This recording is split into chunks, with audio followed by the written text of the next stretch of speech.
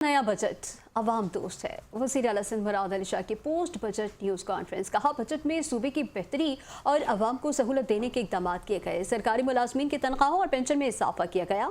वज़ीर आला सिंध ने मज़ीद क्या कहा, यह आपको सुनवाते हैं।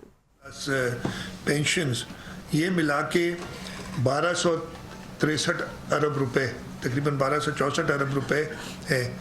इसमें एक चीज़ मैं आपको बता दूं कि हमने तनख्वाहों में और पेंशन्स में 7% का इजाफा किया है। ये मैंने कल अनाउंस किया था। एक चीज़ जो मैं कल बजट में कहना रह गई थी मुझे, कि हमने 2022 और 2025 की 2022 में हमने 15% एडॉक अलाउंस दी थी और 2025 में हमने 10% एडॉक अलाउंस दी थी। वो हमने बेसिक सैलरी में मर्ज कर दी है।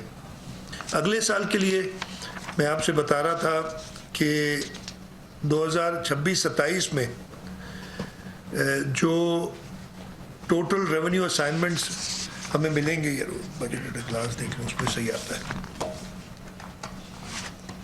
वफाक से रेवेन्यू असाइनमेंट्स में, ये रेवेन्यू असाइनमेंट्स है 15.264 ट्रिलियन के बेस से, इसलिए कि हमने कहा आप पैसे पूरे देंगे हमें, फिर हम ग्रांट देंगे।